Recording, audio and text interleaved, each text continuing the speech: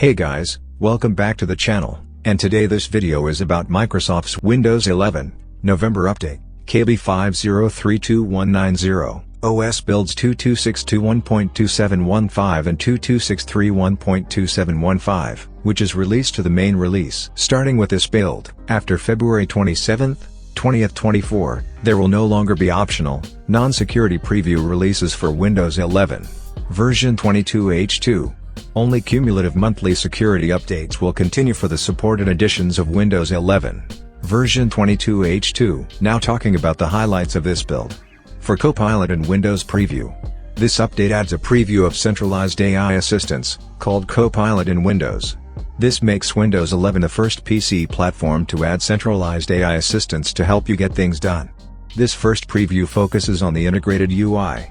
Copilot in Windows with Bing Chat generates responses that are contextual and improves your experience in Windows. For Start menu, this update gives a richer preview when you hover over files under Recommended on the Start menu. For this first release, thumbnails will not be available for all files.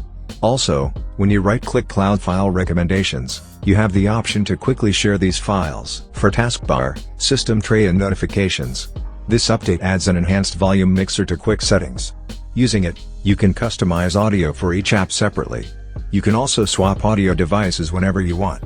The new keyboard shortcut, Win plus Control plus V, gets you to the volume mixer fast. It is also easier to turn on the Windows spatial audio experience.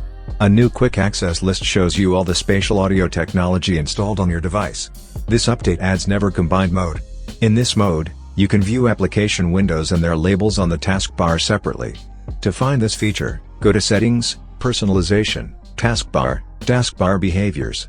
Set Combine Taskbar buttons and hide labels to Never. Also, there is a separate setting for turning this on for other taskbars when you use multiple monitors. Starting in this update, desktop labels appear when you move between desktops in Task View, Win plus Control plus left or right arrows. New sliding animations will also show when you change your desktops using trackpad gestures, touch gestures, hotkeys, and by clicking the Task View flyout box. You can now hide the time and date in the system tray. To turn this on, right-click the system tray clock and choose Adjust Date and Time. Notifications now show as a bell icon in the system tray.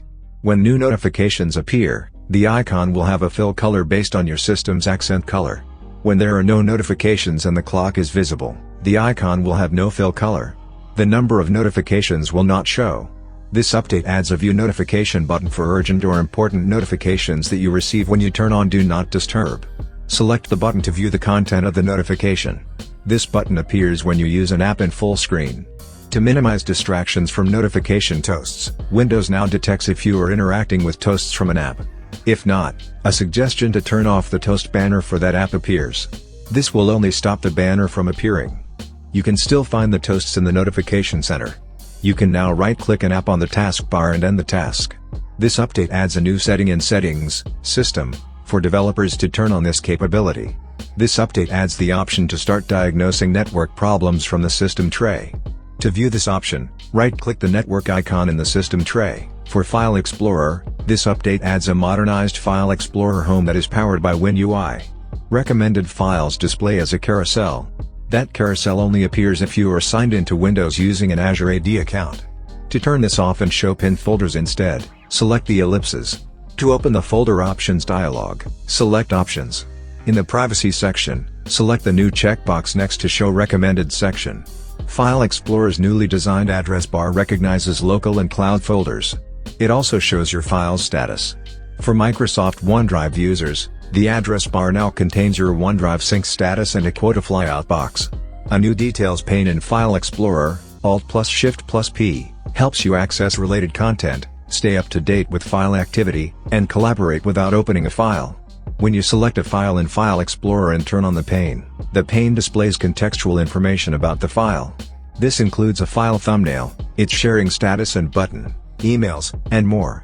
To turn it on, select the View menu and choose Details pane. Then use the button located on the right side of the command bar to turn on the pane. This update introduces Gallery in File Explorer. Gallery makes it easy to access your photo collection. The content in Gallery is the same as what you see in the All Photos view in the Photos app. Your most recently taken photos appear at the top of Gallery. This includes photos from your phone if you have OneDrive camera roll backup set up. You can choose the folders that show in gallery using the collection drop-down menu. You can also add subfolders of existing sources to filter to a subset of your content. This includes desktop backgrounds, SD cards, and camera imports. Gallery also works from the file picking dialog. This makes it easy to insert attachments, build PowerPoint slides, or craft social media posts. A new button, called Add Phone Photos, is in the command bar. Use it to make your PC ready to show photos from your phone in gallery. When you select this button, a URL appears that has a QR code that you can scan with your phone to get started. This update adds native support for reading additional archive file formats. You can now tier off and merge tabs with an existing File Explorer window. This update improves the performance of the calculating phase when you send a large number of files at the same time to the recycle bin in File Explorer. This update addresses an issue that stops File Explorer from opening. For Windows Share, you can email your files using Outlook directly within the Windows Share window. Select the Outlook icon in the Share Using section of the Windows Share window. The Windows Share window now has a search box. So, you can now search for contacts across Outlook to share a file. The Windows Share window also displays 8 to 10 suggested contacts to quickly share to, including emailing yourself a file. Instead of a drop-down menu in the Windows Share window, there is a button to turn on Nearby Sharing. For Nearby Sharing, your own PCs appear at the top of discovered devices under Nearby Share. Sharing files from one PC to another is faster when you use Wi-Fi Direct. These experiences will work for apps that use the built-in Windows Share window. These include sharing local files from the desktop, File Explorer, Photos, Snipping Tool, and Microsoft Xbox for backup and restore. This update introduces the Windows Backup app. Use it to quickly get your current PC backed up and ready to move to a new PC. The Microsoft Store apps from your previous PC are pinned where you left them on the taskbar in the Start menu. Desktop apps that you did not install from the Microsoft Store are also where you left them. Settings from your previous device will restore to your new PC. This helps you get back into your workflow as quickly as possible. This update does not support all settings and app types for Windows Backup. Backing up a work or school account is not supported. For Emoji, this update adds support for Unicode Emoji 15. You can now see, search for, and insert new emoji from the Emoji panel. To open the Emoji panel, press the Windows logo key plus. With the update of our color font format to Color1, Windows now displays emoji with a 3D-like appearance. You will only see this feature if an app supports it. For Windows Spotlight, this update improves the Windows Spotlight experience. You can preview images in full screen using the Learn More button. This update also provides a minimized Windows Spotlight experience. There are many ways to learn more about each image. To open the Windows Spotlight flyout box, right-click the Spotlight icon on the desktop. To learn more about each image, double-click its icon to open a Bing landing page. For Narrator, this update adds new natural voices for Narrator. These voices use modern, on-device text-to-speech. Once you download it, it works without an internet connection. When Narrator opens, it will get updates to its Outlook support. After the download is complete, you will get a notification. Currently, Narrator's Outlook support is only for US English. In Microsoft Excel, Narrator gives a more succinct and efficient reading experience. It prioritizes announcements based on what you need to skim a workbook. You can use keyboard shortcuts to customize them. To learn more, see the enhanced Narrator support in Excel documentation. This new experience is available from the Microsoft Store. So, it might take a few minutes to be available on your device. This update improves how well Narrator reads traditional Chinese characters and words when you use the Input Method Editor's IME candidate window. This is only available for the Taiwan language pack. It is not available for the Hong Kong language pack. For voice access, this update adds commands to correct words that voice access fails to recognize. You can say correct text to correct specific text. Use correct that to correct text you last dictated. The correction window appears with a list of words labeled with numbers. You can say click number to select any word from the list. If you choose a word from the window, that word replaces the text you want to correct. You can also say spell that or spell out to dictate the correct spelling of text. You get suggestions as you spell out the text. All the words and phrases that you spell are added to the Windows dictionary. They will appear as suggestions when you try to spell the text again. Voice access now works right when you start your PC. You can turn on voice access from the accessibility flyout box on the lock screen. To turn it on automatically, Go to Settings, Accessibility, Speech. Choose the setting to start voice access before you sign into your PC. Then you can use voice access to sign into your PC and access other areas on the lock screen. Follow the instructions on the voice access bar to get your focus on the password field. Use your voice to dictate your password or PIN. You can say Show Keyboard to bring up the touch keyboard with number labels on it. Say the number on the key to enter the letter associated with it. This will mask the password you enter from being heard by anyone in your vicinity. You can also use other commands, such as Show Numbers or Click Element Name, to access other elements on the touch keyboard. Voice access now works for apps that run with Microsoft Defender Application Guard turned on. For security, passkeys are a simple and more secure replacement for passwords when you sign into a website or application that supports them. You can now go to any app or website that supports passkeys to create a passkey that uses Windows Hello. Once you create a passkey, you can use Windows Hello, Face, Fingerprint, or PIN to sign in. In addition, you can use your phone or tablet to sign in. View and delete passkeys saved for your favorite apps and websites in Windows Settings. Go to Settings, Accounts, Passkeys. The passkey list appears. You can search for and delete any passkey from the device. This update adds enhanced phishing protection in Microsoft Defender Smart Screen. It helps to protect school and work passwords from phishing and unsafe use on websites and in apps. This works if you have turned on the warning options for Windows security. Enterprise customers can now set the Enable Passwordless Experience policy. Once you set the policy, it hides passwords for some Windows authentication scenarios. This is true for signing into a device and for in-session authentication scenarios. These include web browser password managers, run as admin, and user account control, UAC. This policy applies to machines that are joined to AAD. Users can recover their passwords using a Windows Hello for Business PIN reset or by signing in on the web. They can do this without help from the IT help desk. For graphics, you can turn on Auto Color Management, ACM, on your standard dynamic range, SDR, display. ACM makes all the colors on all your Windows apps appear accurately and consistently on every supported display. This is true even if the apps are not color managed. To turn ACM on, go to Settings, Display, Advanced Display. Choose Thestra Display and turn on Automatically Manage Color for apps. See the requirements to use ACM in the table below. There are no hard requirements for the display or connection. ACM can provide benefits even on 8-bit sRGB panels. However, we strongly recommend ACM devices to have panels with a wider than sRGB gamut. 10 bits per color channel or greater is also advised as an option. For settings, this update adds a new settings homepage. It has interactive cards that represent devices and account-related settings.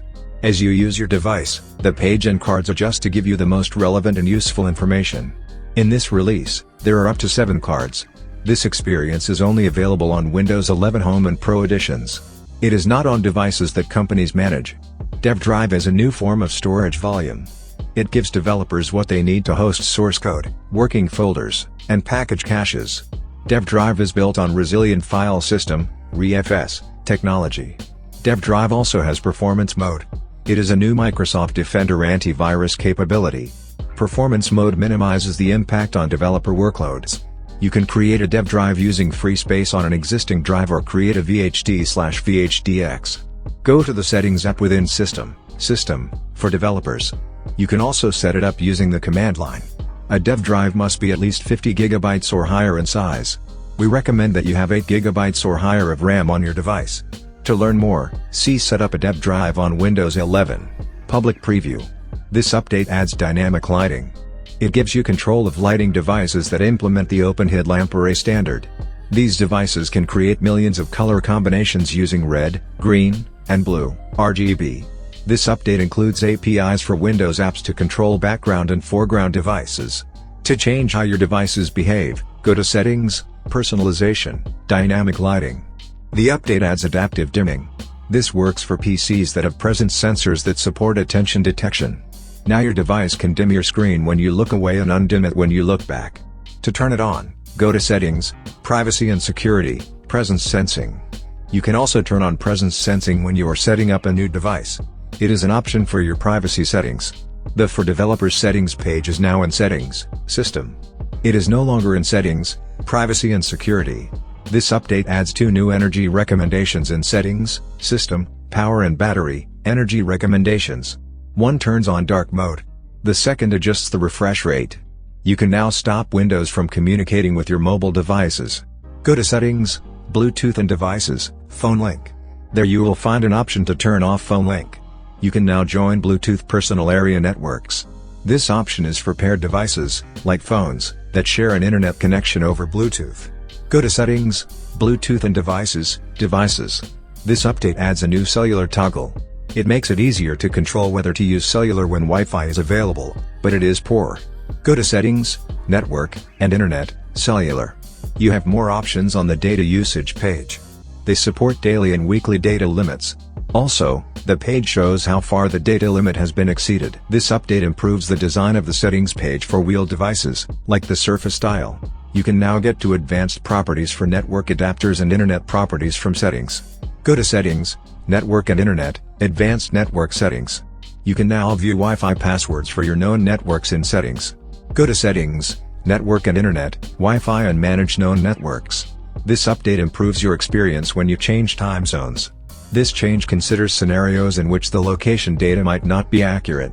A notification appears that prompts you to confirm the time zone before Windows adjusts it for you. This update also improves your experience when you change the time zone in Settings, Time and Language, Date and Time. If location settings are turned off, a warning appears. It tells you to turn on location settings to ensure accurate time zone adjustments. This warning helps you to understand why a time zone might not be correct so you can address the issue. This update improves the design of the Task Manager dialogues in its settings page. It now matches the look and feel of other settings pages. The new design also separates categories into different sections for a cleaner UI. Windows now detects camera streaming issues. If your camera does not start or its shutter is closed, a notification appears. It recommends that you open the automated Get Help troubleshooter to address the issue.